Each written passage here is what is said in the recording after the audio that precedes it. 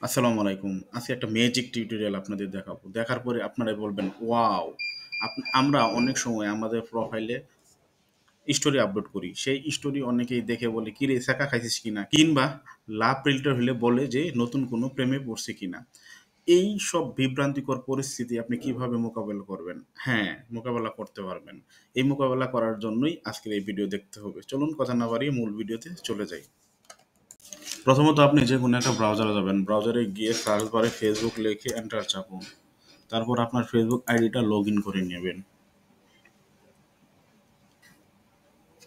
Facebook ID log in করা হয়ে গেলে আপনি আপনার অ্যাকাউন্টে গিয়ে সেটিংস অ্যান্ড প্রাইভেসিতে ক্লিক করবেন। সেটিংস অ্যান্ড প্রাইভেসিতে ক্লিক করার পরে এমন একটা ইন্টারফেস পাবেন। একটু নিচের দিকে আসেন, হাতের বাঁ দিকে দেখেন বেশ কিছু অপশন আছে। এর মধ্যে একটা অপশন হচ্ছে স্টোরিজ। আপনি এই স্টোরিতে ক্লিক করবেন। স্টোরিজ এ ক্লিক করার পরে এমন একটা ইন্টারফেস পাবেন। এখানে দেখেন বেশ কিছু অপশন আছে।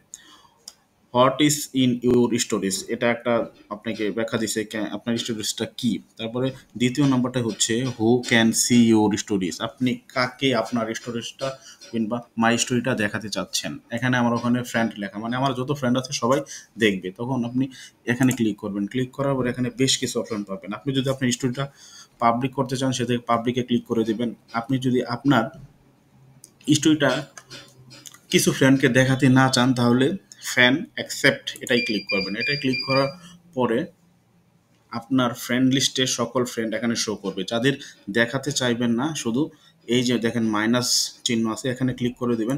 তাহলে তারাই আপনার স্টোরিটা দেখতে চাইবে না। এইভাবে করে আপনি সেভ চেঞ্জ দিবেন। তারপর আসেন আপনি একটা আপনার নির্দিষ্ট মানুষকে আপনার স্টোরি দেখাতে চান। সেটা প্রিয় মানুষ হতে পারে, যে কেউ হতে পারে। কারণ স্টোরি আপলোড নিয়ে নানা ধরনের কথা শুনতে হয়। যদি ছ্যাঁকা খাওয়ার স্টোরি দেন তাহলে ভাবে আপনি প্রেম করে ছ্যাঁকা খেয়েছেন। আবার যদি লাভ রিলেটেড স্টোরি দেন তখন বলে যে আপনি নতুন কোনো রিলেশনে পড়েছেন।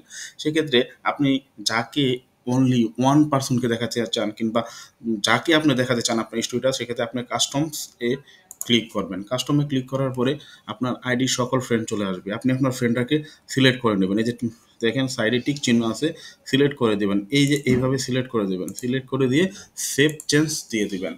এখন যদি আপনি আপনার ফেসবুক আইডিতে স্টোরি আপলোড করেন, যাদের সিলেক্ট করছেন শুধু তারাই আপনার স্টোরিটা দেখতে পারবে। আর যাদের সিলেক্ট করছেন যে স্টোরিটা দেখবে না, তারা আর এই স্টোরি দেখতে পারবে না। আর পাবলিক করলে সবাই দেখতে পারবে। তো কি বন্ধুরা, মজার একটা টিপস না? তো আজকের মতো এই পর্যন্তই। আল্লাহ হাফেজ।